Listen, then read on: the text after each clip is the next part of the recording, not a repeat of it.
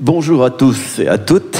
Nous allons tout de suite engager la première table ronde de cette journée, après cette belle journée que nous avons vécue hier. Et cette table ronde va s'intéresser à ce qui se passe quand on passe de la vie privée à la vie publique. Pas seulement ce qui se passe à titre personnel, mais aussi par rapport à l'entourage. Et pour débattre sur cette problématique, nous aurons 3 intervenants. 2 sont sur scène et une 3e va intervenir tout à l'heure par l'intermédiaire de la vidéo. Les intervenants, c'est d'abord Christelle Gris, qui est sociologue, sociologue, chercheur associé au Centre européen de sociologie et de sciences politiques.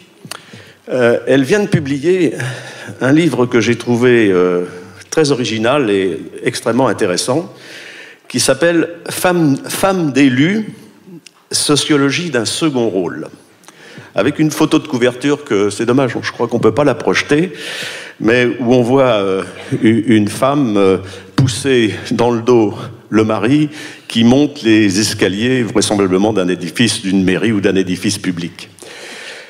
Cette recherche, car c'est l'aboutissement d'une recherche, est assez originale, car je crois qu'il n'y en avait pas eu de ce genre avant, donc on va prendre connaissance tout à l'heure du contenu de cette recherche et sur quoi nous pouvons déboucher. Deuxième intervenante, Dominique Verrien, que je ne vais pas vous présenter puisqu'elle est quand même bien connue dans le département. Elle est sénatrice.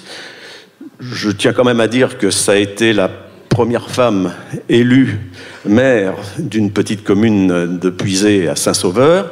Et dans toute l'histoire de la République dans le département, c'est la 2e femme sénatrice. Voilà, donc c'est assez intéressant. On aura un débat à profil renversé, si je peux dire, puisque Christelle parlera des femmes d'élus, et là nous aurons une élue qui peut-être parlera des maris d'élus. Alors, pour commencer, nous allons donner la parole à Mazarine Pinjot, qu'évidemment on ne présente plus. Elle est écrivaine. Elle n'est pas seulement la fille de François Mitterrand. Elle est écrivaine et professeure de philosophie. Et elle a publié pas mal d'ouvrages, dont les quelques-uns qui m'ont marqué. Se taire, qui est le dernier ouvrage publié à ma connaissance. Bouche cousue. Et puis surtout, La dictature de la transparence, qui a été publié en 2016, qui est un essai, une réflexion, qui est très directement liée au sujet qu'on va aborder aujourd'hui. Elle dit en particulier que cette exigence de transparence de la vie publique, il faut faire très attention parce que peut-être sont-ce les prémices d'un nouveau totalitarisme. On gomme subrepticement les frontières entre privé et public, et vous verrez que dans son interview, elle insiste sur le fait que la porosité a quand même des limites dans l'état actuel.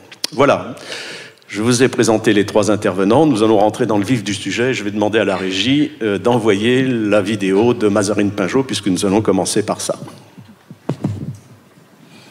On va peut-être se retrouver.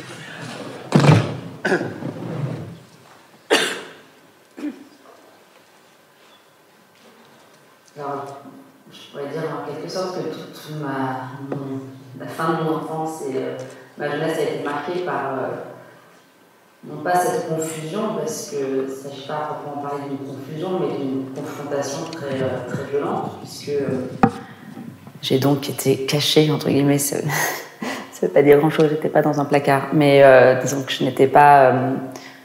je ne pouvais pas revendiquer ma filiation. Jusqu'à mes 19 ans, et donc j'ai vécu dans une forme de secret, d'autant plus important que mon père était président, donc forcément ce secret avait une forme de charge supplémentaire, et à 19 ans, une photo de Paris Match a été publiée et a été placardée dans tous les kiosques à journaux et révélant mon existence.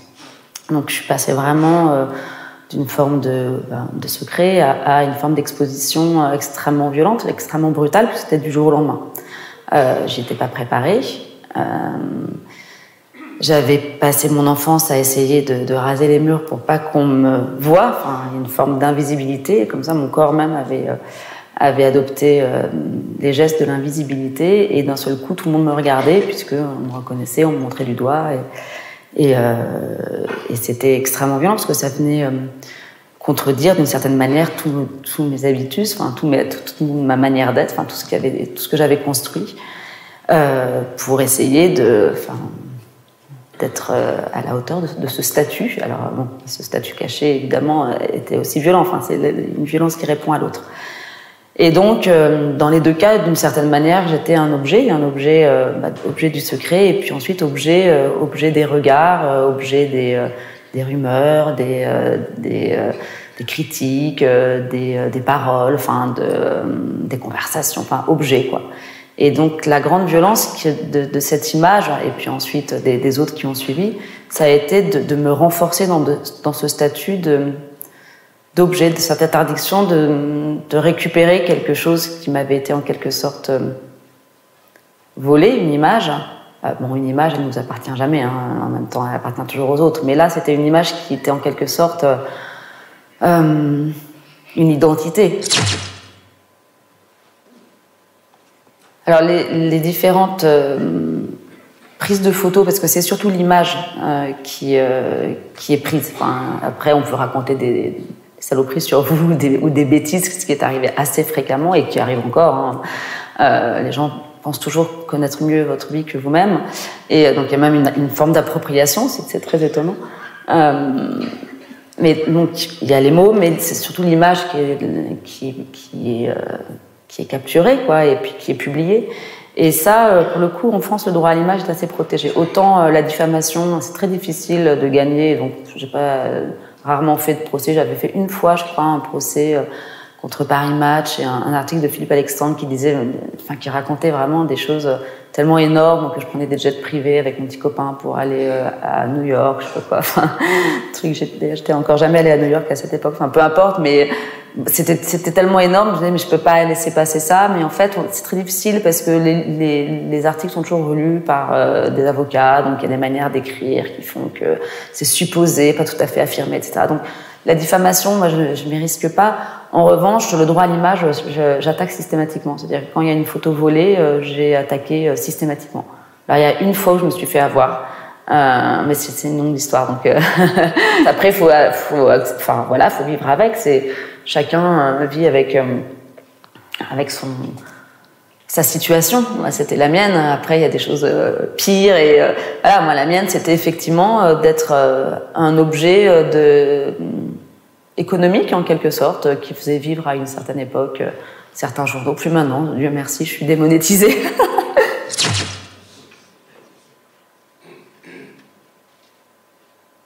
Alors, sur les transformations dans nos modes de vie, moi, j'ai un peu de mal à avoir ce regard qui serait plus celui d'un historien, enfin, qui pourrait comparer des époques.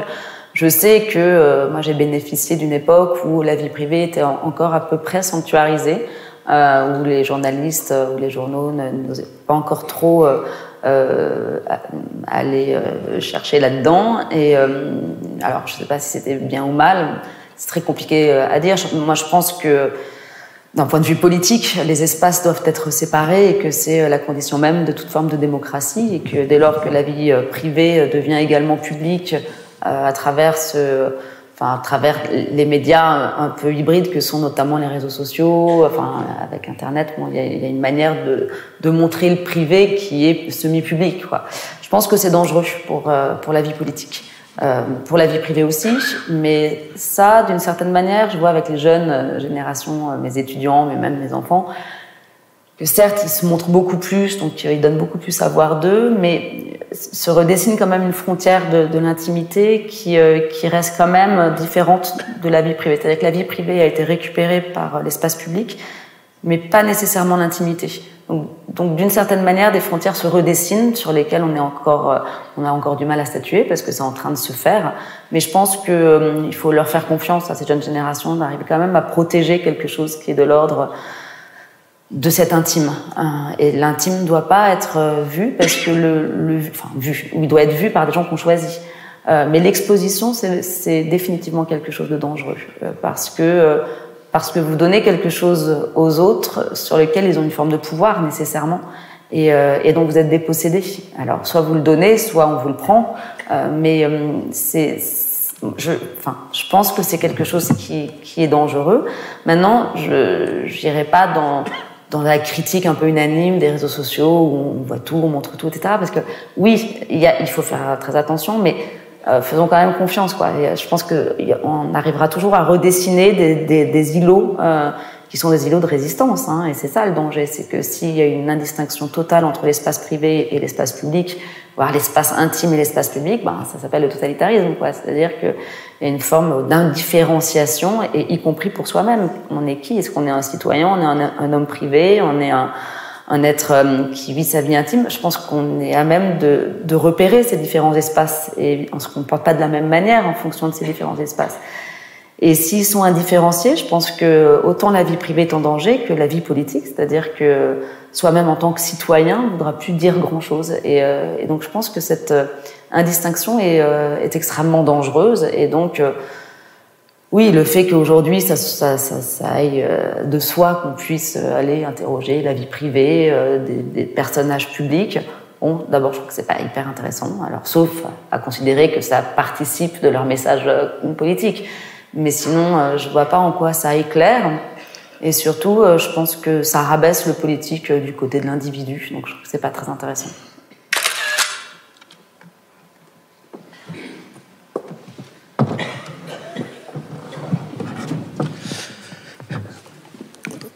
Ce qui est intéressant dans cette interview qui a été donnée spécialement pour les entretiens d'Auxerre, et je remercie l'équipe technique qui a fait ce reportage, c'est qu'elle nous renvoie déjà à des débats qu'on a eus hier, et je note qu'elle dit très clairement qu'il y a un danger de l'indifférenciation entre le privé et le public. Elle dit même entre l'intime et le public.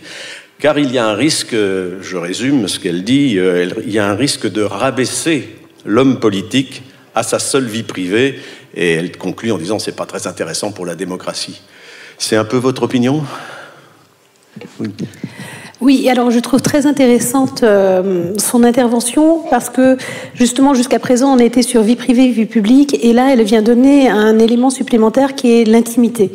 Et finalement je me rends compte, là en tant que politique, j'ai évidemment une vie publique, et au niveau de la vie privée, j'avais l'impression qu'on en connaissait assez peu, mais c'est vrai que cette transparence, et notamment la haute autorité de la transparence de la vie publique, fait que sur moi, globalement, on peut tout savoir.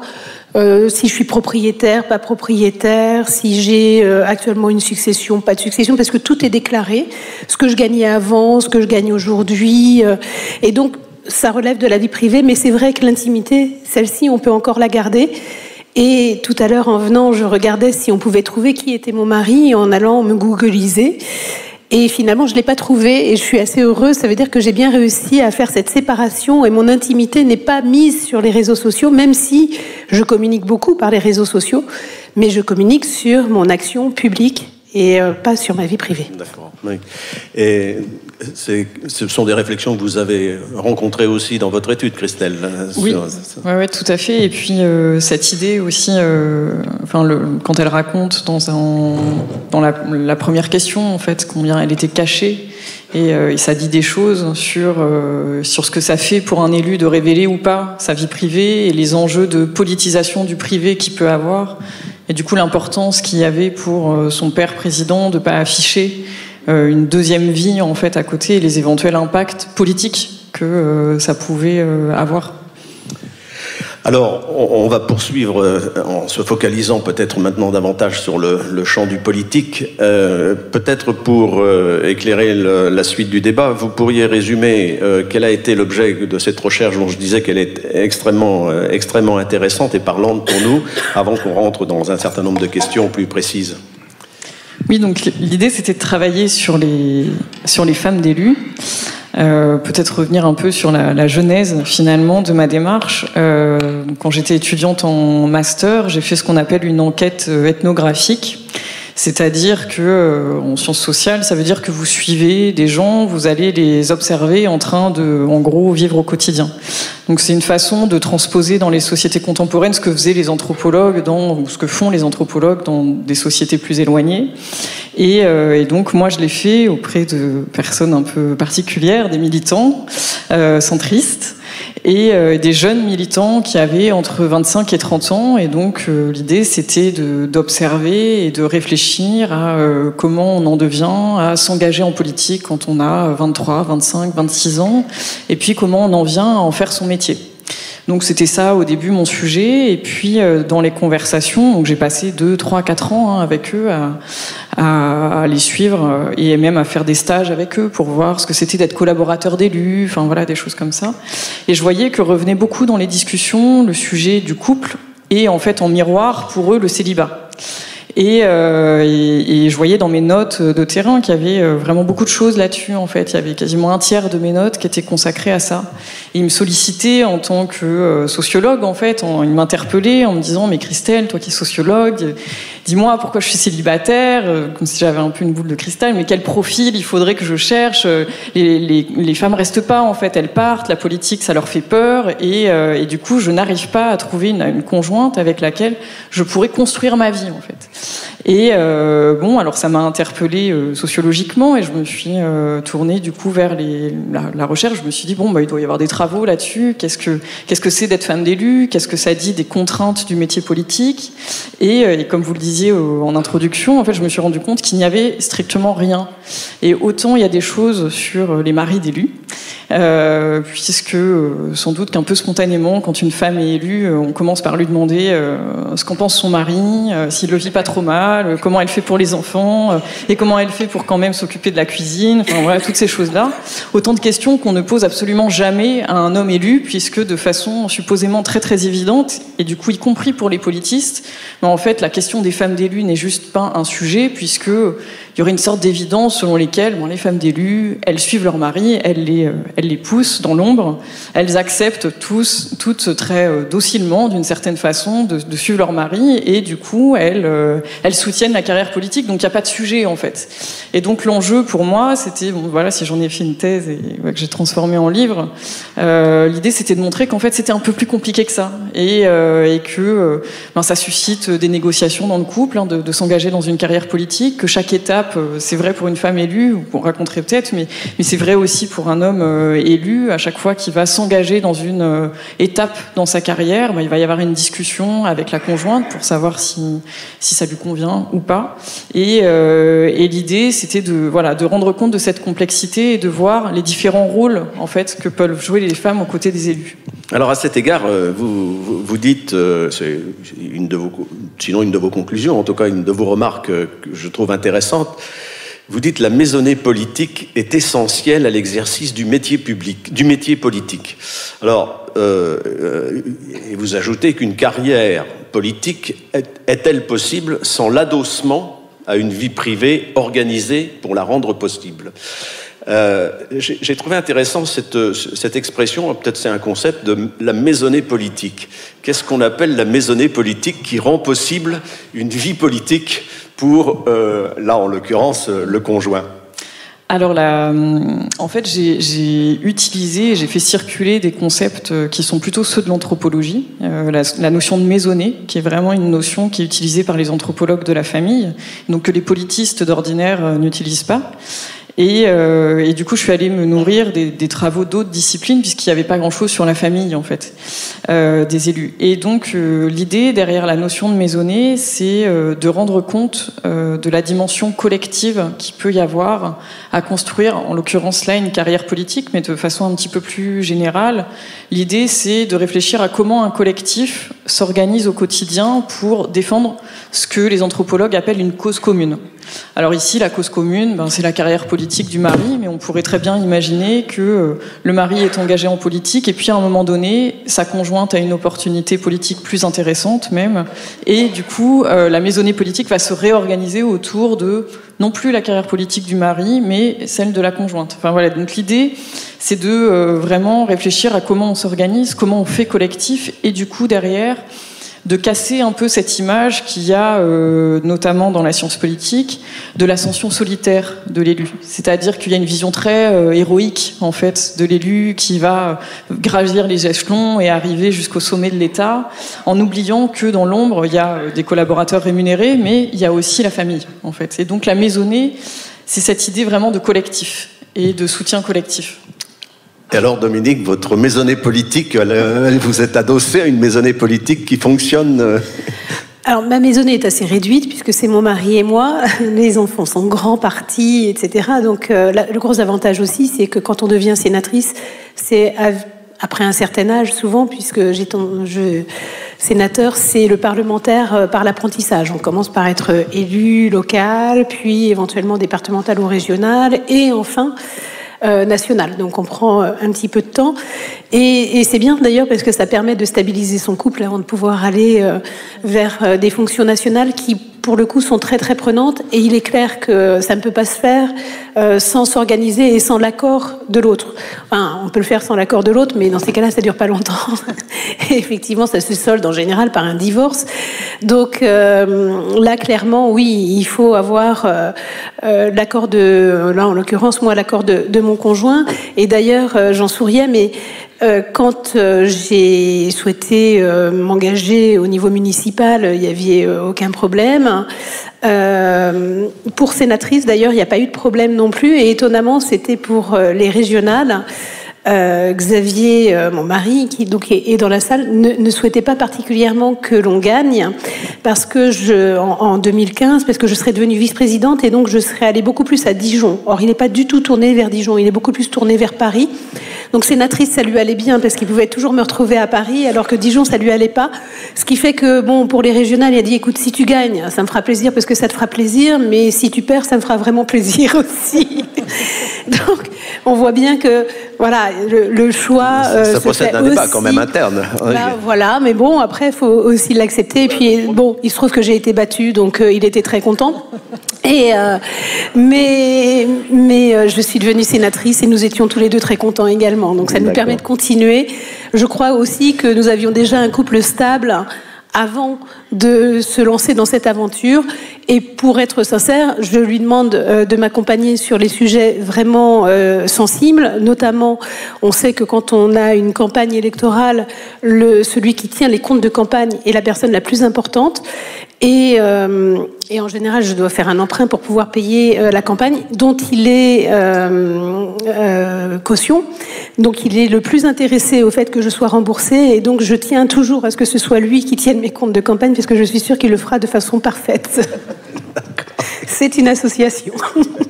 Oui. Et alors, est-ce que, Christelle, vous dites, vous insistez sur cette évolution qui est palpable dans la société politique. Vous dites le rôle des conjoints, en fond, ces conjointes vivent de la politique et pour la politique. Autrement dit, elles se professionnalisent progressivement en tant que conjoints dans la politique. Vous pouvez, est-ce que on va débattre sur cette évolution que vous. D'abord, elle est générale ou Oui, alors en fait, quand il y a cette idée, on retrouve un petit peu dans votre discours, il y a cette idée que quand un élu se professionnalise, c'est-à-dire qu'il se met à vraiment vivre, alors la définition classique de Max Weber, c'est vivre pour la politique et de la politique. L'idée, en gros, c'est qu'on en tire un salaire et que, en fait, toute sa vie devient organisée et aspirée aussi d'une certaine façon par la politique. De fait, comme c'est quelque chose de très très chronophage, les femmes d'élus me disaient, en fait, vous savez, soit on suit, soit on se sépare. Et donc il y a vraiment cette idée de, quand l'élu se professionnalise, la politique prend une telle place dans la vie de l'élu qu'il faut à un moment donné qu'elle joue le jeu, en fait, de s'embarquer aussi, de se mettre à prendre goût à la politique. Sinon, il y a un risque de rupture dans le couple. Et donc, du coup, c'est en ça, en fait, que je parle de professionnalisation aussi, en fait, de la conjointe, c'est-à-dire qu'elle se met, elle aussi, à vivre de fait de la politique, alors y compris pour des raisons financières, hein, si on réfléchit en termes de maisonnée, le salaire politique, on va dire, va faire vivre aussi une partie de la maisonnée, donc de fait elles en vivent économiquement, mais il y a aussi l'aspect prendre goût vraiment à l'engagement. Alors certaines vont se mettre à tracter ou à accompagner pendant les campagnes électorales, il y en a certaines effectivement qui vont tenir les comptes de campagne, d'autres qui tiennent le rôle et souvent de répétitrices des discours à la maison, qui vont pouvoir faire des commentaires vestimentaires à leurs conjoints que jamais les collaborateurs n'oseront faire. Donc il y a des collaborateurs rémunérés qui viennent voir les conjointes en disant vous pourriez pas lui dire que là vraiment la chemise c'est pas possible parce que nous on peut pas lui dire. Donc c'est elles qui vont jouer ce rôle-là aussi.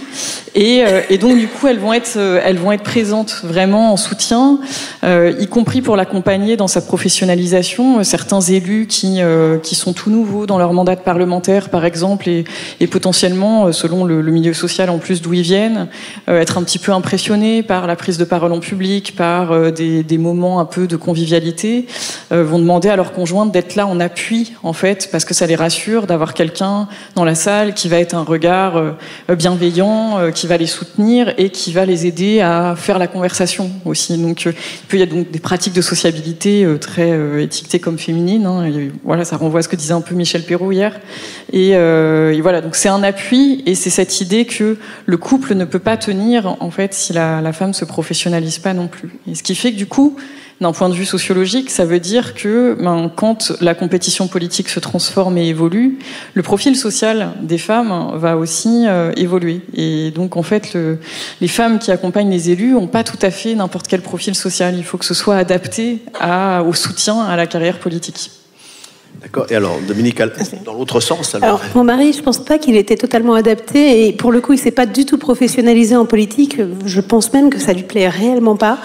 Par contre, bon, je pense qu'il m'aime et donc il accepte de temps en temps. Alors, je dis bien de temps en temps de m'accompagner. C'est quand même quand j'ai un vrai besoin ou le week-end quand il veut me voir, parce que on sait séparer vie privée et vie publique finalement, mais la vie publique est tellement chronophage.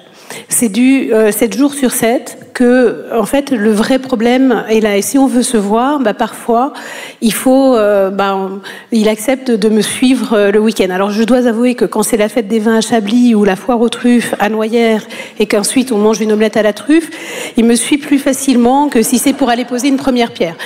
Où là, j'avoue que je fais la route toute seule.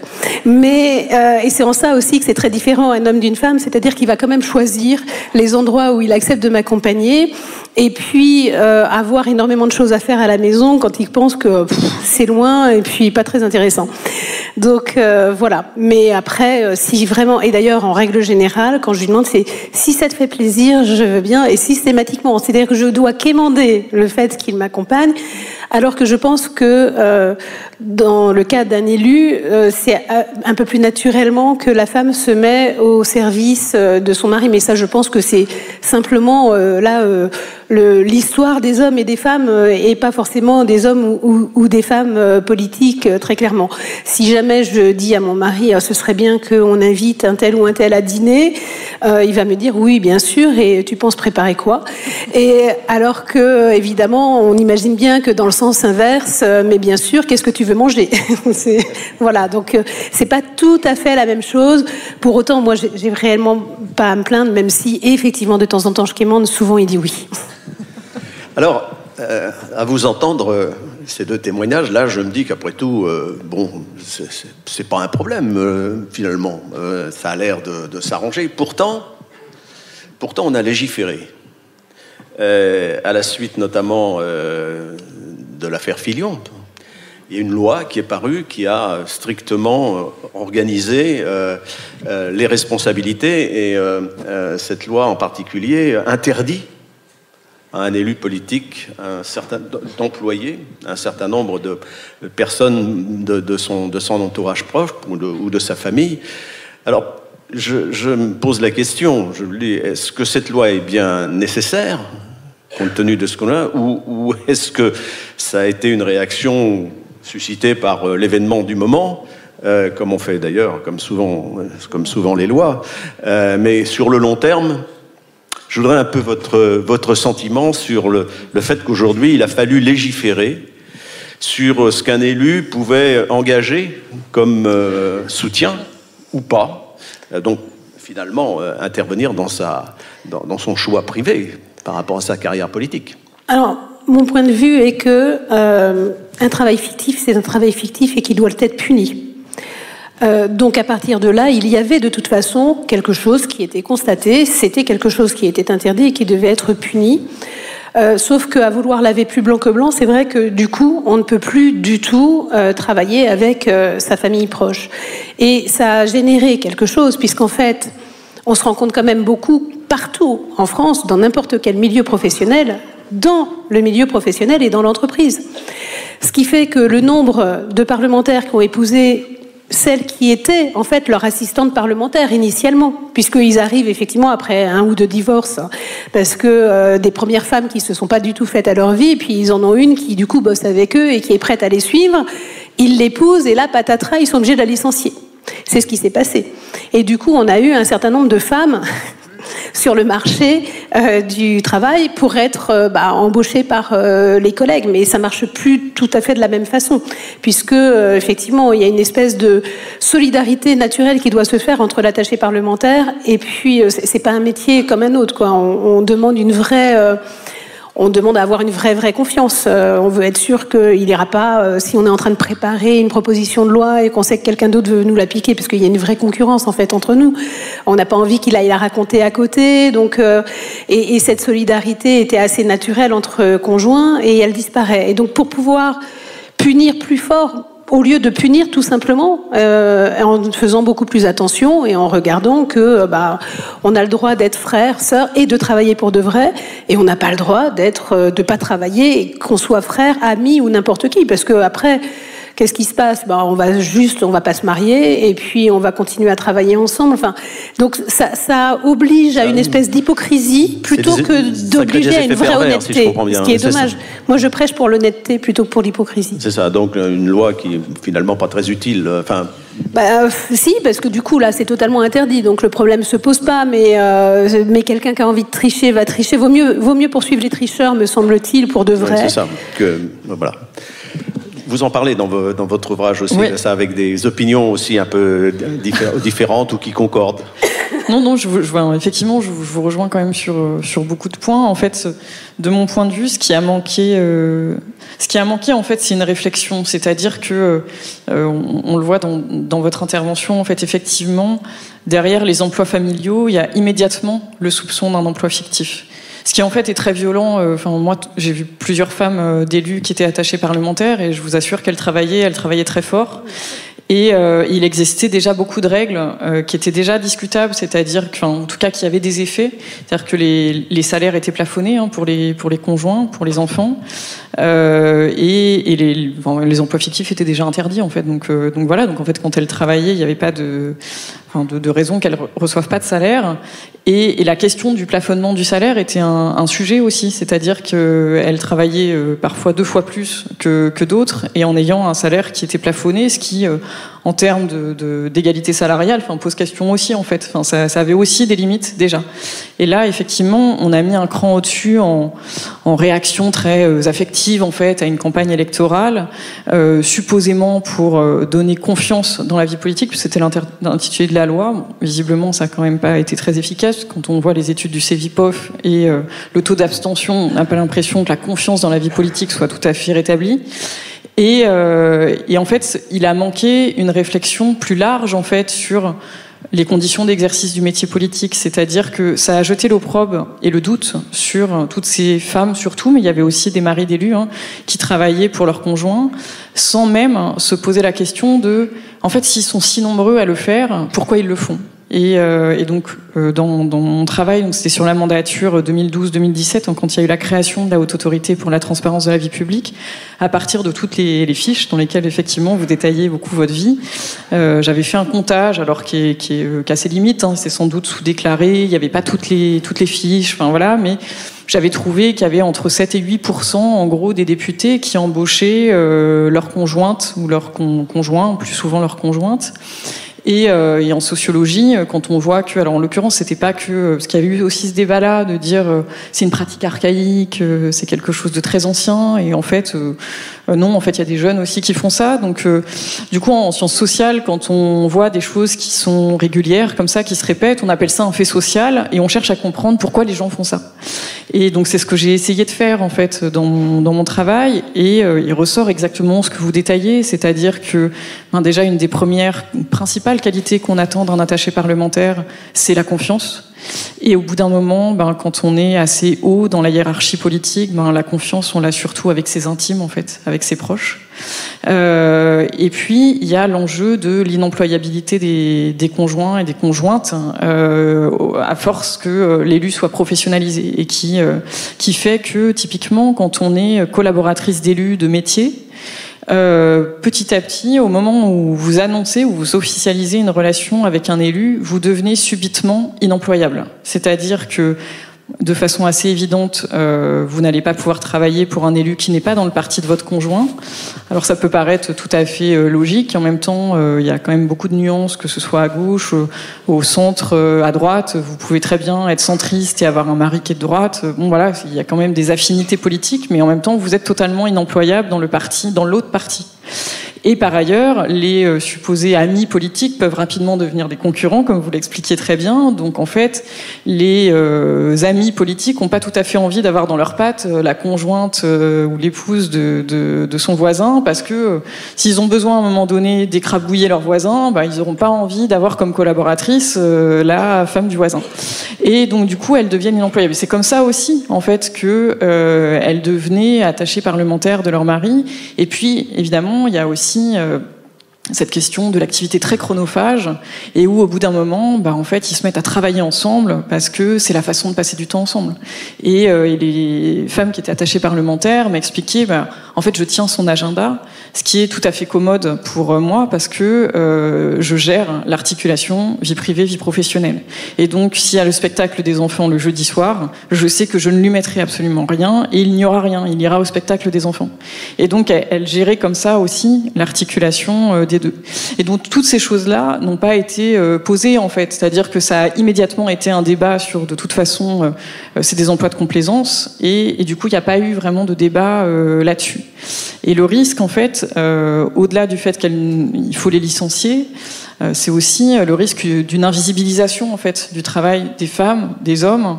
C'est-à-dire que, certes, elles seront plus salariées officiellement, mais elles vont sans doute continuer à travailler pour leur mari.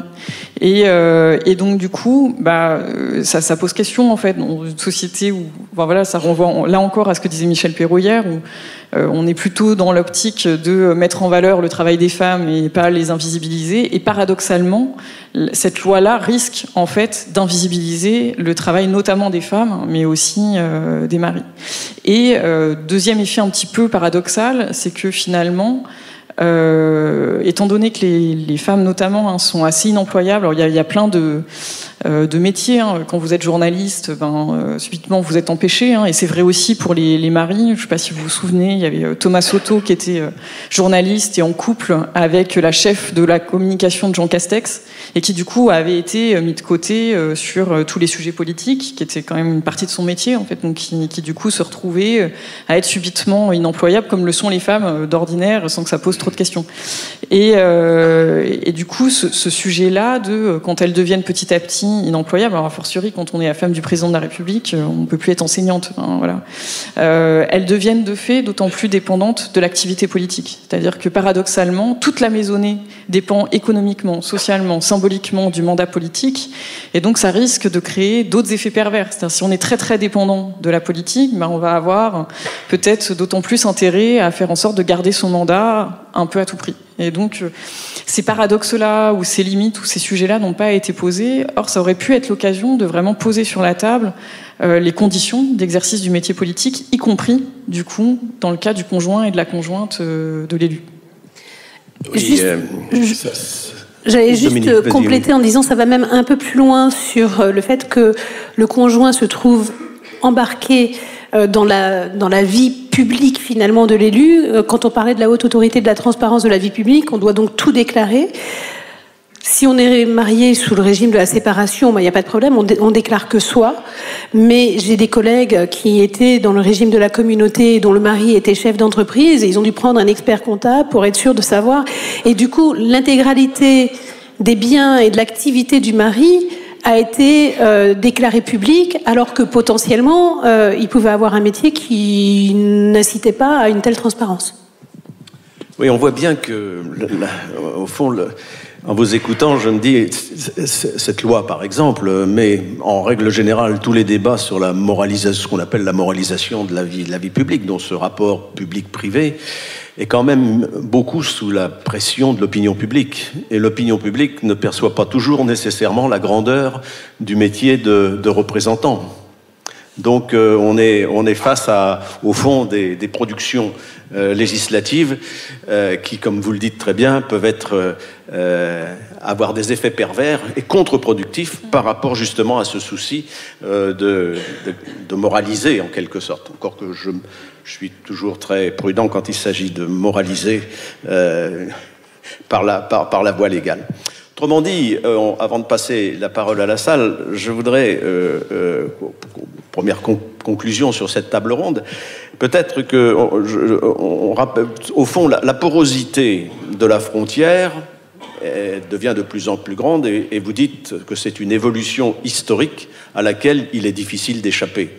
La porosité de la frontière entre vie privée et vie publique quand on est élu politique. Et vous ajoutez une question, on terminera par ça, mais peut-être est-ce même un bien? Vous pouvez éventuellement justifier, peut-être est-ce même un bien que cette porosité, cette évolution se fasse en ce moment?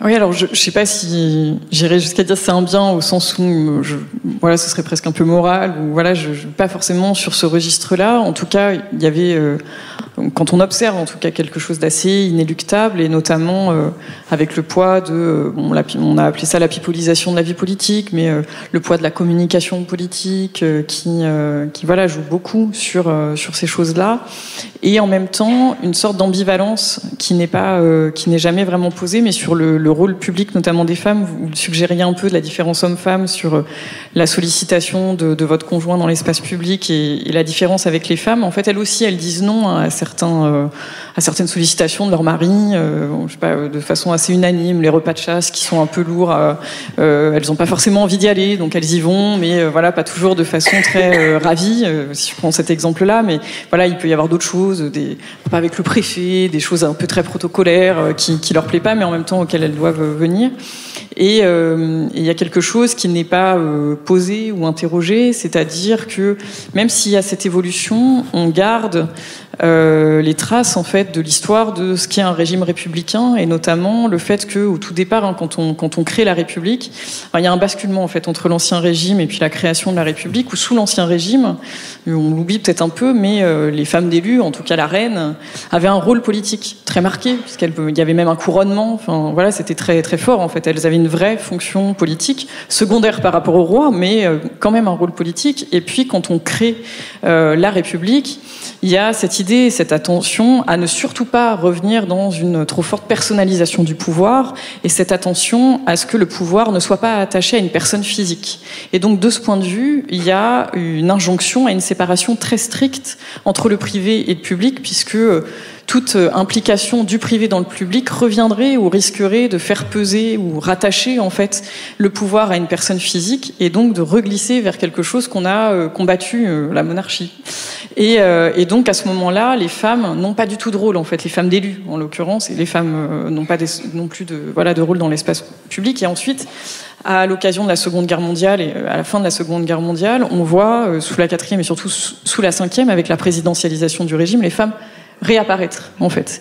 Et en même temps, le rôle du conjoint ou de la conjointe n'est pas posé. Et donc ça fait une sorte d'ambivalence qui, sans être sur un registre du bien, du mal, mais en tout cas mériterait d'être posée. C'est-à-dire que si on est sur un registre où la vie privée est plus présente, il faut poser la question de qu'est-ce qu'on en fait et quel rôle peut jouer ou pas, ou qu'est-ce qu'on fait notamment du caractère potentiellement inemployable des conjoints, parce que le sujet se posait pas au début de la Ve République, parce que les conjointes qui accompagnaient les élus les plus professionnalisés, souvent au foyer en fait, et n'avaient pas de métier, mais du coup, en tout cas, elles soutenaient la carrière dans l'ombre en entretenant notamment des réseaux de relations, et donc vraiment le rôle très bourgeois en fait de la femme.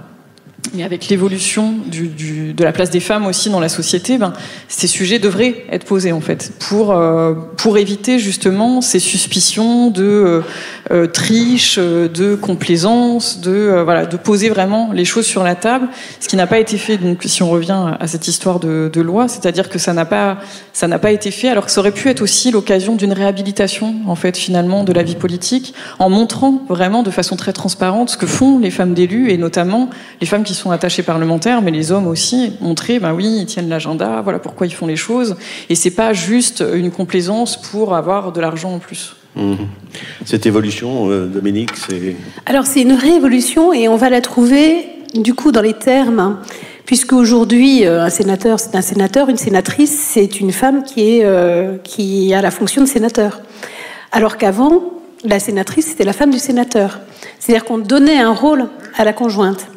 Et d'ailleurs, en règle générale, les gens qui veulent persister à m'appeler Madame le Sénateur et qui ont oublié cette évolution, c'est-à-dire qu'aujourd'hui, une femme sénatrice, c'est une femme qui a le rôle de sénateur, j'accepte qu'ils m'appellent Madame le Sénateur s'ils acceptent d'appeler mon mari Monsieur la Sénatrice. En règle générale, le débat s'arrête là. Mais c'est très symptomatique, effectivement, du fait que la femme qui ne travaillait pas avait donc déjà ce rôle, qu'aujourd'hui, en plus de travailler, en règle générale, elle a encore ce rôle, mais sauf qu'on ne le lui reconnaît pas. Et effectivement, quand elle travaillait avec son conjoint, du coup, aujourd'hui, on le lui interdit. Donc, on sépare vraiment bien les choses. Or, vu le 7 jours sur 7 que représente le rôle d'un élu, objectivement, c'est vrai qu'on peut pas le faire si on n'est pas deux à être d'accord pour mener cette mission à bien. Bien. On va peut-être faire un peu de lumière dans la salle pour maintenant passer à la deuxième partie, à savoir les échanges entre cette table et les participants. Ceux qui souhaitent prendre la parole, elle circule. Si on peut faire un peu de lumière dans la salle, parce que Voilà, merci. J'ai une question à l'étage. Alors, attendez, je vous... À l'étage. À l'étage. Alors, allons-y. Oui, très bien, je vois. Ok, allez-y. Vous avez la parole. C'est une question plutôt pour Madame la sénatrice. Pourquoi faut-il travailler 7 jours sur 7 quand on est élu ? Le repos dominical n'est pas seulement une valeur chrétienne. Alors, j'aimerais bien, parce qu'en plus, j'aime pas beaucoup, j'avoue que c'est quelque chose, j'aime pas beaucoup travailler le dimanche, mais malgré tout, en fait, mon métier de sénatrice, puisqu'on dit que c'est pas un métier, mais objectivement, ça s'apprend et ça me permet de gagner ma vie, donc globalement, ça devient quand même un métier. Je suis 3 jours par semaine à Paris, mardi, mercredi, jeudi. Lundi, vendredi, je rencontre des élus, le préfet, je suis à ma permanence, voilà, je travaille pour Lyon. Et puis alors, il y a 423 communes dans Lyon qui toutes, un samedi ou un dimanche, ont, je vous ai parlé de la foire des vins, je vous ai parlé du marché aux truffes, de l'inauguration, du vernissage, de tout ce qui peut se passer et qui évidemment se fait le week-end parce qu'on a envie que les habitants soient là. Et il est normal quand une commune, en plus je suis sénatrice, donc l'élu des élus et pour les élus, quand une commune fait quelque chose, elle a envie que ce soit reconnu et donc elle invite les élus du coin, du secteur à venir le voir et donc je suis très heureuse d'y aller, mais c'est effectivement et assez naturellement le samedi et le dimanche, donc du coup ça fait que voilà, ça fait 7 jours sur 7. Alors après, il faut avoir une hygiène de vie aussi et de temps en temps partir en vacances. Pas se dire je reste à la maison chez moi le week-end, parce que si je suis un week-end chez moi et que je sais que je suis en train de louper la foire de Charny ou que sais-je, la fête de la Gougère, je m'en veux parce que je sais que ça aurait fait plaisir probablement que je sois là. Puis moi je suis très heureuse de rencontrer les élus aussi, hein. Je me plains pas du tout de ma situation. Je dis juste que voilà, ça prend du temps et que 7 jours sur 7, je l'avais pas forcément imaginé. Je tournais déjà pas mal en tant que conseillère régionale, mais plutôt dans la première circonscription. J'en étais pas à 423 communes. 423 communes, 52 semaines, ça vous dit tout de suite qu'il y a forcément quelque chose tous les samedis, tous les dimanches. Alors, oui, allons-y. Je n'ai pas vu la couverture du livre, mais que vous avez décrit tout à l'heure. Mais que se passe-t-il si c'est un homme qui pousse cet homme, c'est-à-dire s'il y a un rapport homosexuel dans le couple? Est-ce que c'est quelque chose que vous avez vu où il n'y a pas du tout de particularité? Ça n'a aucune importance. Oui, les couples homosexuels se comportent exactement. C'est une évolution aussi. Il faut... Pour moi, les couples homosexuels se comportent exactement comme les couples hétérosexuels. Il y en a un qui pousse l'autre. Non, par contre, la question de la publicisation de la relation, par contre, pose plus question sans doute. C'est-à-dire que il y a un enjeu, ou en tout cas, donc j'ai pas eu vraiment l'occasion en fait d'observer ou de rencontrer des couples homosexuels. Dans le groupe de jeunes militants que je suivais, l'un d'entre eux était homosexuel, mais cachait beaucoup sa vie privée pour en fait ne pas afficher tout à fait son homosexualité.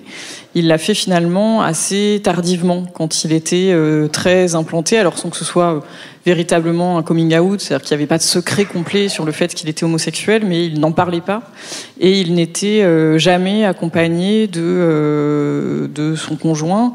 Alors en l'occurrence, il était comme les autres militants que je suivais, donc il cherchait un conjoint et une relation stable, et sans doute encore plus que les autres, puisque les autres venaient quand même avec la conjointe du moment, souvent au rendez-vous, enfin au meeting.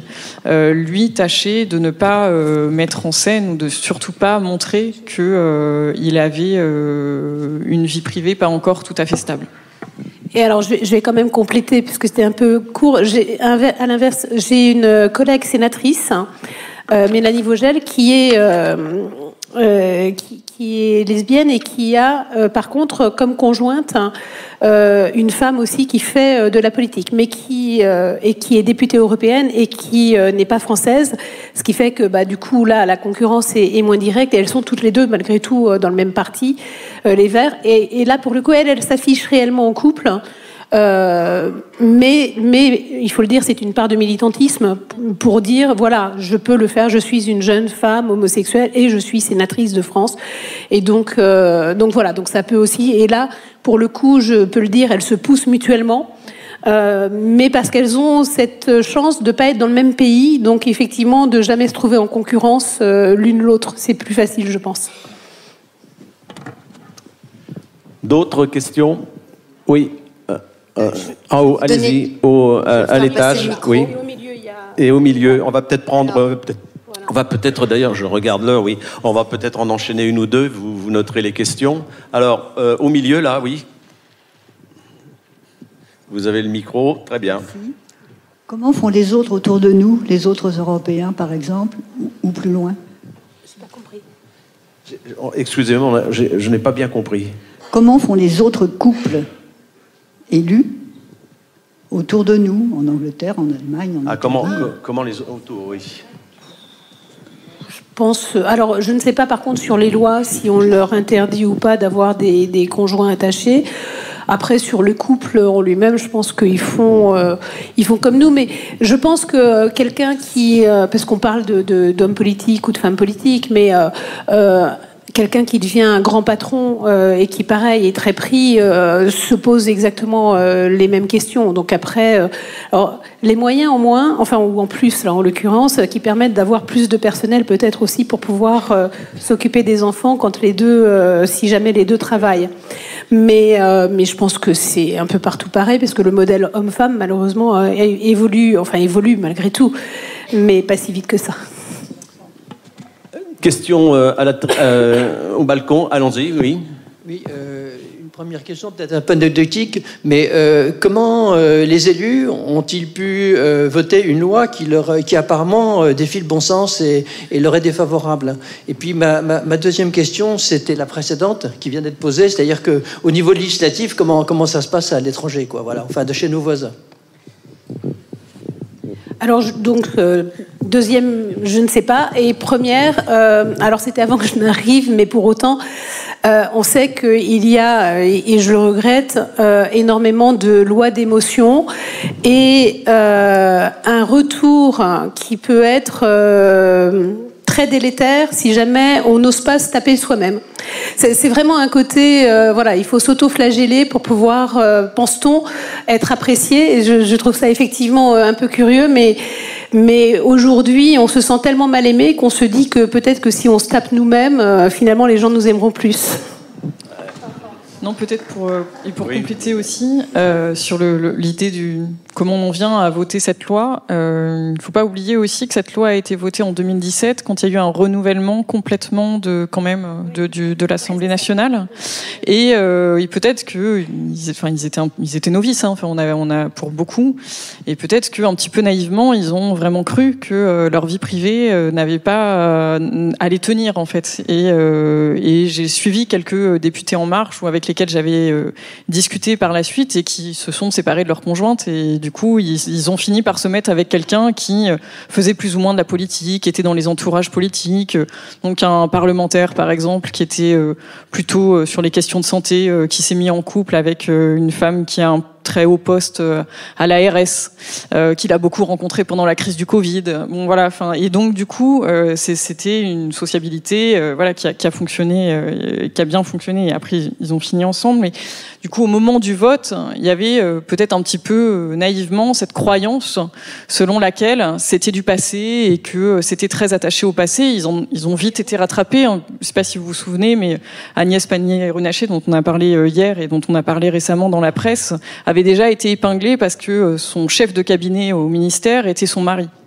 Et donc, elle n'appliquait pas la loi qui avait été votée par le gouvernement, en fait. Et donc ils ont très rapidement, quoi qu'ils soient jeunes, quoi qu'ils soient supposément très modernes et qu'il fallait faire table rase du passé, en fait, eux-mêmes étaient très vite rattrapés par ces choses-là, en réalité. D'autres questions ou d'autres interventions? Non? Si, pardon. Oui. Oui. Allez-y. Oui. Je voulais savoir pour les élus pourquoi avoir choisi une vie publique par le métier qui mange la vie privée. C'est quoi, si? Pourquoi avoir choisi cette vie-là? Détriment de la vie. Alors, je vais être sincère, moi ça me plaît beaucoup. Pourquoi l'avoir choisi? En fait, je vais pas vous raconter tout, mais j'ai commencé par être mère. Le fait d'être mère m'a poussée à devenir présidente des maires ruraux parce que j'avais des tas de choses à revendiquer. Je me disais mais ça va pas du tout. Enfin une espèce de, en tant que mère rurale, de me dire on me fait faire des choses qui sont pas à ma taille. Enfin on veut faire enfiler le même costume à tout le monde alors que il faut adapter aux maires ruraux. Donc je suis devenue présidente des maires ruraux et assez naturellement sénatrice. C'est-à-dire que c'était vraiment un combat militant. Et donc ça m'a amenée vers ça. Après, comme j'aime ce que je fais et que j'aime les élus, que je souhaite les accompagner, j'ai essayé de faire ce job. Et puis j'ai découvert petit à petit, c'est-à-dire que je m'étais pas forcément rendu compte du 7 jours sur 7. C'est vrai que je dois vous avouer que le confinement, ça a été un vrai bonheur à un moment, puisqu'on n'avait plus aucune foire, plus aucune fête. Mais j'étais quand même très contente que ça reprenne aussi parce que voilà, j'aime ce que je fais. Alors après, en fait, je militerais plutôt pour qu'il y ait plus de 24 heures dans une journée, ce qui me permettrait de mêler les deux. Parce que réellement, je suis très heureuse d'être sénatrice et je suis très heureuse que mon mari le supporte. Dire quelque chose, peut-être de manière un petit peu complémentaire, c'est aussi, enfin voilà, vous le suggérez, c'est un métier qui a beaucoup de sens en fait. C'est ce qui revient aussi beaucoup quand on fait des entretiens avec des élus, hommes ou femmes. C'est la fierté qu'il y a à servir le pays, à s'engager, à porter des idées, à défendre des idées, et puis il y avait quelque chose de l'ordre dans les échanges que j'avais avec les femmes d'élus, en tout cas. Ils disaient toujours que eux y arriveraient, peut-être que d'autres, finalement, les couples tenaient pas, mais que eux, ils étaient très très forts et qu'ils allaient y arriver. Et puis, ils étaient des fois un peu rattrapés par le réel. Donc, il y avait des crises dans le couple, des négociations, des conseils de famille sur un mode comment on fait là. Ça fait 3 semaines qu'on n'a pas réussi à se voir parce qu'il y a des foires, parce que ci ou ça. Et là, on se débrouille comme on veut, mais la semaine prochaine, on fait un repas de famille où on est tous ensemble et où il n'y a pas le téléphone portable qui sonne et la politique reste dehors d'une certaine façon. Alors ça renvoie un peu à ce que disait hier Michel Peyroux, sur cette importance de fermeture en fait de l'espace privé et cette séparation entre le dedans et le dehors et l'enjeu qu'il y a avec les téléphones portables, très facilement avoir la politique qui se réinsère ou qui réentre en fait très rapidement dans la vie privée, puisque le téléphone sonne et où les réseaux sociaux vont vous rappeler un peu avec votre téléphone, et donc si vous n'y êtes pas vigilant, vous allez être très vite happé de nouveau par la politique. Alors je vais vous donner un exemple. Bon, donc je suis sénatrice. Alors de temps en temps, mon mari trouve qu'effectivement ça me prend un peu de temps. Et puis c'est proposer une formation à l'Institut des hautes études du ministère de l'Intérieur en sécurité justice. Et il se trouve que je travaille beaucoup sur le côté justice et je suis rapporteur sur le budget de la justice. Et je me suis dit ça va me prendre un peu de temps en plus, mais vraiment ça m'intéresserait. Mais voilà, donc j'ai candidaté, mais je suis allée voir mon mari en disant bon, voilà, j'ai pris ça, m'excusant presque de le demander. Et puis, mais il m'a dit mais au contraire, il n'y a pas de problème, je comprends bien, tout s'est bien passé. Et quelques temps plus tard, j'avoue, le cabinet de la première ministre m'appelle pour me demander si j'accepte d'être parlementaire en mission avec une députée du Val d'Oise pour étudier une juridiction spécialisée ou pas d'ailleurs, et comment on traite les violences intrafamiliales. C'est un sujet sur lequel je me bats depuis que je suis sénatrice, depuis 5 ans, et c'est un vrai sujet iconais en plus. Donc j'ai l'impression d'être utile à mon département et effectivement au pays. Et je suis extraordinairement fière qu'on me le propose. Et justement, j'ai plein d'idées. Et là, je dois vous avouer que j'ai pas cherché à les demander. J'ai tout de suite dit oui, et en me disant on gérera. C'est pas grave, on gérera. Mais parce que voilà, il y avait un véritable enjeu. C'est à moi qu'on le confie. C'est un sujet auquel je tiens énormément. Et on gérera. Et c'est compliqué à gérer en ce moment, mais on gérera parce que l'enjeu est vraiment enthousiasmant. Peut-être qu'on a encore une ou deux questions. Voilà. Oui, allons-y. Oui, ma question s'adresse à la sénatrice, Madame la sénatrice, bonjour, et aussi à l'intervenante Christelle Gris. Je ne l'aurais pas posée s'il n'y avait pas eu cette question précédente. Elle concerne, elle est plus anecdotique, sera peut-être plus rigolote. La réponse, c'est que ça concerne l'organisation domestique, puisque vous avez parlé de l'intrusion donc du public, là, vraiment de la vie publique dans le privé. Quand on est 2 élus, je dirais pas forcément de politique, il y a une sénatrice, par exemple, son mari est élu, même conseiller municipal, vous relevez effectivement du vote des grands élus. La vie domestique peut être complètement pourrie parce qu'on peut en parler tout le temps, le week-end, en voiture, en privé, et là, peut-être que Christelle Gris a des anecdotes. Est-ce qu'on organise de façon, je dirais, amusante avec le petit cochon tirelire? On dit, si tu parles de politique aujourd'hui, on met 1 euro dans la tirelire. Est-ce qu'on met des jokers? Excusez-moi, ça relève un peu du privé, mais comme vous avez parlé de votre mari, moi, ça m'intéresse de savoir si on s'impose des plages où en vacances, on dit, on n'en parle pas. Voilà. Merci. Alors, attendez, avant de répondre, on va peut-être... parce que je surveille l'heure. Est-ce qu'il y a d'autres questions qu'on pourrait... C'est pas une question, mais c'est une remarque. Finalement, après vous avoir entendu, j'ai l'impression que vous êtes des gens très normaux, d'une façon hypertrophiée. Oui. D'une façon hypertrophiée, mais vous vivez dans vos couples ce qu'on vit beaucoup dans chacun de nos couples, avec les mêmes évolutions du monde. Bon. J'ai une expérience personnelle, professionnelle et de couple. Pas politique, mais j'ai traversé à peu près les mêmes choses que vous connaissez, et ça fait du bien de savoir que vous êtes des gens comme les autres. On s'en tiendra là. David, vous voulez répondre peut-être? Je vais répondre à Max. Oui. Alors, Je pense qu'on en parle comme on parle d'un travail, du travail de l'autre. Donc Xavier va me dire, bah tiens, j'ai vécu ça, qui est et éventuellement. Alors nous fûmes, et là c'était quelque chose de plus curieux pour les gens qui nous entouraient. Quand j'étais maire de Saint-Sauveur, mon mari était maire de Saint-Puy. Donc nous étions une paire de mères à la maison. Et alors, pas toujours avec les mêmes intérêts, parce que moi, j'étais du côté de la Puisée, tandis qu'il était du côté de la Forterre. Et il faut savoir que en Puisée-Forterre, c'est rarement les sujets politiques, mais c'est vraiment plus les sujets de territoire qui peuvent compter. Et donc, c'est plutôt les gens qui nous entouraient au conseil communautaire qui avaient du mal à comprendre qu'on puisse ne pas voter la même chose, voire même s'expliquer en disant « mais non, je ne suis pas d'accord avec toi ». Et donc ça, c'était quelque chose qui, effectivement, pouvait les surprendre. Après, objectivement, à la maison, alors c'est lui qui pourrait le dire, mais je ne crois pas totalement le saouler avec mes histoires. Je lui raconte quand même, j'ai un gros dilemme le 25, parce que alors, le 25, c'est la lutte contre les violences faites aux femmes.